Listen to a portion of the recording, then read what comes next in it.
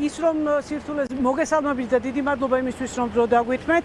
რა თქმა უნდა, ახლა მოხვედრა დარბაზში იყო ძალიან რთული, იმიტომ რომ ინტერესი და სურვილი დასწრების ჰქონდა ძალიან ბევრ ადამიანს, მათ შორის არიან სხვადასხვა ქვეყნის წარმომადგენლები, ელჩები. აქ არის საზოგადოების ძალიან დიდი ნაწილი და ძალიან ბევრი სხვადასხვა ფენის წარმომადგენელი, რაც თავარი აქ არიან ადამიანები, ჩვენი სინდისის პატიმრების დედები, რომლებიც თავისი ინიციატივით ჩამოვიდნენ, რომ დასწრებოდნენ ამ სასამართლო პროცესს და თავისთავად ცხადია, ჩვენ ყველაფერი გავაკეთეთ იმისთვის, რომ პირველ რიგში ისინი შესულიყვნენ დარბაზში და მათ გამოეხატათ მზია ამაღლობელის მიმართ თავიანთი დიდი პატივისცემა. რა თქმა უნდა, ეს ის ადამიანია და ის ჟურნალისტია, რომელიც დღეს ზოგადად მედიის როგორ გითხრათ, აი ყველაზე მძლავრ დროშას იჭერს ხელში და აი ამ დროშას ის ძალიან ხმამაღლა და ძალიან მკაფიოდ დროშის ჭერით გვეუბნება, რომ ვიბრძოლოთ სანამ გვიან არ არის. ეს არის ჩემთვის აი როგორ გითხრათ, პირდაპირი ლოზუნგი და დევიზი. თუ როგორ უნდა მოვიქცეთ დღეს მედია, განსაკუთრებით კრიტიკული მედია, რომ ვიბრძოლოთ სანამ გვიან არ არის და ეს სანამ გვიან არ არის ძალიან შორი პერსპექტივა, ეს არის ძალიან ახლო, ძალიან თვალსაჩინო. შესაბამისად, ყველაფერი უნდა გავაკეთოთ იმისთვის, რომ კრიტიკული მედია არსებობდეს ძალიან მყარად და მას ჰყავდეს ასევე მხარდამჭერები საზოგადოებაში, რადგან მედიის გარეშე და კრიტიკული მედიის გარეშე საზოგადოება იქნება აბსოლუტურად მარტო. კი ბატონო, ქალბატონ ნინო. პირველი პროცესი უკვე, მოსმენ. ანუ პირველი ნაწილი უკვე ჩატარდა, რასაც ვესწრებოდით, შემდეგ გამოცხადდა შესვენება. აქ საბოლოო სიტყვი წარდგა ადვოკატი მაია მწარიაშვილი, მან მოითხოვა დამატებითი დრო. პირველი სიტყვის წარმოთქმა გრძელდებოდა 2 საათი და ამის შემდეგ უკვე მოსამართლე სახელმწიფომა გამოაცხადა პატარა შესვენება და შემდეგ დაიწყო უკვე მეორე ეტაპი. სხვათა შორის, მინდა გითხრათ, რომ ჩვენ ვცვლით მსურველები ერთმანეთს, ვინც ვესწრებოდით პირველ ნაწილს, რა თქმა უნდა, გამოვედით შესვენებაზე და შემდეგ უკვე მეორე პარტია, ასე ვთქვათ, მსურველებისა შევიდა, იმიტომ რომ ძალიან დიდია ინტერესი. დღეს მედიის ბედი წყდება. მე არ ვიცი დღეს თვითონ დამთავრდება სასამართლო პროცესი. ქალბატონ ნინო, სწორედ აი ამ კონტექსტში მინდა რომ გკითხოთ, რომ აი თქვენ მრავალწლიანი გამოცდილება გაქვთ ხო ამ პროფესიაში, მრავალი წელია ჟურნალისტი ხარ და აი ამ კონტექსტში მინდა გკითხოთ, აი რამდენად პრეცედენტული ამბავია ის რაც ხდება დღეს ქალბატონი მზია ამაღლობლის თავს და გადაწყვეტილება, რომელსაც ველოდებით და არ ვიცი, ძალიან სამწუხარო ამის თქმა რომ მიწევს, მაგრამ ალბათ რაღაცა წინასწარ მაინც ყველას გვაქვს განწყობა, როგორი შეიძლება იყოს ეს გადაწყვეტილება სასამართლოს მხრიდან მიღებული, ხო?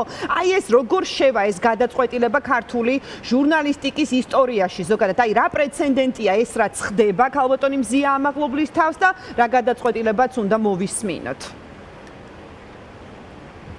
ნებისმიერი გადაწყვეტილების შემთხვევაში მზია ამაღლობელი იქნება გამარჯვებული, იმიტომ რომ მისი ყველაზე დიდი და სახელოვანი გამარჯვება ჯერ კიდევ წინ არის. ანუ დღეს ეს პროცესი არ დამთავრდება. შეიძლება გამოცხადდეს, შეიძლება არ გამოცხადდეს, მაგრამ მე უბრალოდ სახელმწიფოს კუთხით მინდა გითხრათ, თუ დღეს მზია ამაღლობელს პატიმრობაში დატოვებენ, მე მინდა ერთი რამ გითხრათ, ეს იქნება სასიცოცხლოდ მნიშვნელოვანი სახელმწიფო გადაწყვეტილება. იმიტომ რომ ეს გადაწყვეტილება, დიახაც სახელმწიფო გადაწყვეტილება, მზია ამაღლობელს არც კი ეკუთვნოდა, თუნდაც ამდენი ხანი ყოფნა ციხეში. საერთოდ სისხლის სამართლის მუხლით არც უნდა ყოფილიყო წარდგენილი მისთვის მსჯავრი. შესაბამისად, მე დღევანდელ გადაწყვეტილებას არ გულისხმობ მხოლოდ იმას, რაც მოხდება დღეს. დღეს შეიძლება გადაიდოს, თქვათ საბოლოო გამოცხადება საბოლოო განაჩენის, მაგრამ ყველა შემთხვევაში, თუ მზია ამაღლობელი სამაგალითოდ დაისჯება, ეს იქნება სამაგალითო წაგება სახელმწიფოსთვის. ნამდვილად ასე იქნება. ერთადერთი გამარჯვება სახელმწიფოს შეუძლია იმ შემთხვევაში, თუ აღიარებს იმას, რომ ეს არის შეცდომა და მზია ამაღლობელი დატოვებს საპყრობილეს. ნამდვილად ასე იქნება, იმიტომ რომ ამ ადამიანს არ დაუშავებია ისეთი რამ, რისთვისაც ის უნდა იჯდეს ციხეში.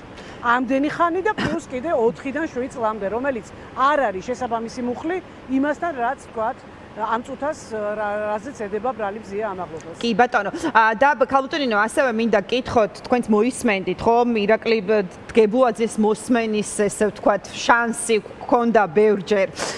და ბოლოს ესეთი მნიშვნელოვანი კითხვა, რომელიც მათ დაუსვეს, როგორც რაღაცა ადამიანს, რომელიც თავს დაზარალებულად ცნობს, რომ აი ეთანხმებოდა თუ არა ქალბატონი მზია ამაღლობლის პატიმრობაში დატოვებას და რატომ და მისი პასუხი, რომელიც იყო, რომ იცი რა, მე შეიძლება საფრთხე აღარ შემიქმნას, მაგრამ არაერთი კოლეგა მყავს, თურმე რომლისთვისაც შესაძლოა ქალბატონი მზია ამაღლობელი წარმოადგენდესო საფრთხეს და ამიტომ ის ეთანხმება იმ მოსაზრებას, რომ პატიმრობაში უნდა დარჩეს. რა სიტყვით ამ ნაწილთან დაკავშირებით, ქალბატონი ნინო?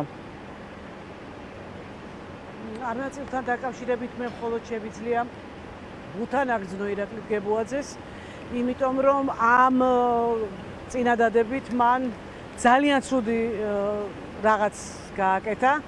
პირველ რიგში საკუთარი თავისთვის, იმიტომ რომ მან ძალიან კარგად იცის, რომ მზია ამაღლობელის საპრობილეში აღმოჩენის შემთხვევაში ეს იქნება მისი წაგება. პირდაპირ მინდა უთხრა, იმიტომ რომ საზოგადოებისგან მას არანაირი პატივისცემა, არანაირი თანაგზნობა არასოდეს არ ექნება.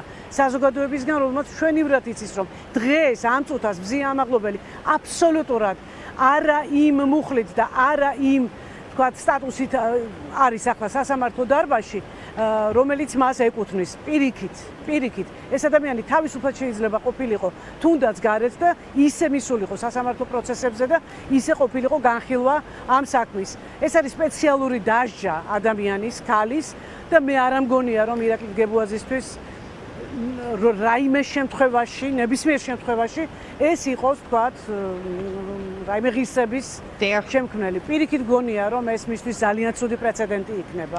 კი ბატონო, და ქალბატონო ბოლოს შეკითხვას დაგისვამთ. აი თქვენ გადაცემის დასაწყისში ჩამოთვალეთ ის ადამიანები, ვინც ესწრებიან აი ამ რეზონანსულ პროცესს და მათ შორის ახსენეთ, რომ ელჩებიც არიან ადგილზე და ამ კონტექსტში მინდა გკითხოთ, აი რამდენად არის სწორედ დიპლომატიური კორპუსის ფოკუსში ახლა ეს საქმე, აი ეს დღევანდელი დღეც, ესეთი მნიშვნელოვანი გადაწყვეტილების მოლოდინი და მესმის, რომ ზოგადად დიპლომატები საჯარო ეთერებში ბუნებრივია ეს მათი პროფესიაა, ძალიან თავშეკავებულები, მოზომილები არიან, მაგრამ აი თუ ჩანს მათი განწყობა, თუნდაც თუ ქონდათ რაიმე ან პირადი კომუნიკაციის შესაძლებლობა, ან თუ შეამჩნიეთ, როდესაც ისინი აკვირდებიან ამ სასამართლო პროცესს, როგორი არის მათი განწყობები. დიპლომატები სწორედ ის ხალხია, რომლებიც შეიძლება ასეთ განწყობებს ესე პირდაპირ არ გამოხატავდნენ, მაგრამ ის რომ მათთვის მიდის სინქრონული თარგმანი და აი ამ სინქრონული თარგმანის პროცესში ისინი თავჩარგულები ყველაფერს კითხულობენ და აკვირდებიან პროცესს და თუნდაც ის რომ ისინი ჩამოვიდნენ და ესწრებიან უკვე მერამდენე პროცესია, ხო ისინი ჩამოდიან და ესწრებიან, ეს უკვე ნიშნავს რომ მათი მხრიდან არის ძალიან დიდი ინტერესი ამ საქმის მიმართ, იმიტომ რომ ეს არის მზია პლუს მედია. ეს არ არის მხოლოდ მზია ამაღლობელის მიმართ წარმოებული საქმე, ეს არის კრიტიკული მედიის მიმართ წარმოებული საქმე. ჩვენ ასე უნდა მივუდგეთ საკითხს, იმიტომ რომ დამიჯერეთ ყველა დანარჩენი კრიტიკული მედიები ჩავდგებით რიგში. მზიას შემდეგ, იმიტომ რომ ეს იქნება ნათელი მაგალითი, რა შეიძლება სახელმწიფოში კრიტიკულმა მედიამ უცებ თქვათ, აი რა შეიძლება დაემართოს კრიტიკულ მედიას. მზია უბრალოდ ამის მაგალითია.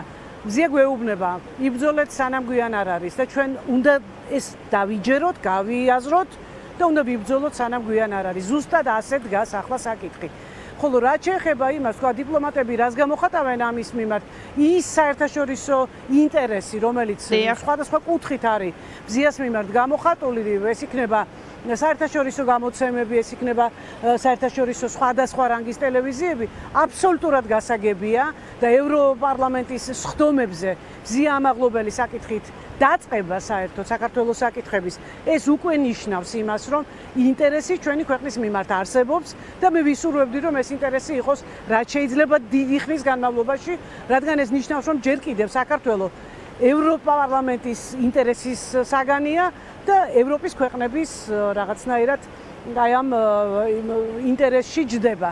და ეს უნდა ჩვენ აუცილებლად გამოვიყენოთ საჩვენოდ და უთხრათ ყველას, რომ ჩვენ სანამ გვიან არ არის, აუცილებლად აუცილებლად ვიბრძოლებთ. კი ბატონო და ქალბატონი აი საუბრობთ სწორედ მედიის როლზე და მე არ ვიცი თქვენ ნახეთ თუ არა კობახიძის კომენტარი, როდესაც მას შეახსენეს ის ძალადობები, რომელიც განხორციელდა სწორედ არა მარტო მედიის წარმომადგენლებზე, არამედ რიგით მოქალაქეებზეც ნოემბერი-დეკემბრის საპროტესტო აქციების მიმდინარეობისას და კობახიძის პასუხი იყო, რომ იცით რა, აი კი გვინდა ყველას დასჯა, მაგრამ იდენტიფიცირება არისო ძალიან რთულიო, იქ რაღაც გადაცდომებს რო ჰქონდა ადგილიო. იდენტიფიცირება? ხო, მოძალადეების იდენტიფიცირება აღმოჩნდა რთულიო, ეს პასუხი ჰქონდა ბატონ ირაკლი კობახიძეს. აი, რას გვაჩვენებს ეს პასუხი, ეს დამოკიდებულება ქალბატონ ნინო პრემიერის მხრიდან? ეს ძალიან მძიმე პასუხი იყო. ძალიან მძიმე პასუხია და ძალიან არაკვალიფიციური იურისტის პასუხია სამწუხაროდ. ასე გამოდის. იმიტომ რომ იდენტიფიცირება ადამიანის, რომელიც პირდაპირ ეთერში ესხმება ადამიანს თავს, ძალიან ეჭვმეპარება რომ მისი იდენტიფიცირება იყოს რთული. ან იგივე გურამ როგავაზე თავდასხმის შემთხვევაში რთული იყოს იდენტიფიცირება. ეს სისუსტეა, ძალიან დიდი სისუსტის გამოვლინებაა და მე მინდა უბრალოდ მას მივმართო რომ ასეთ პასუხს მოერიდოს აუცილებლად, იმიტომ რომ ეს სისუსტეს მიუთითებს. ძალიან ცუდის მანიშნებელია.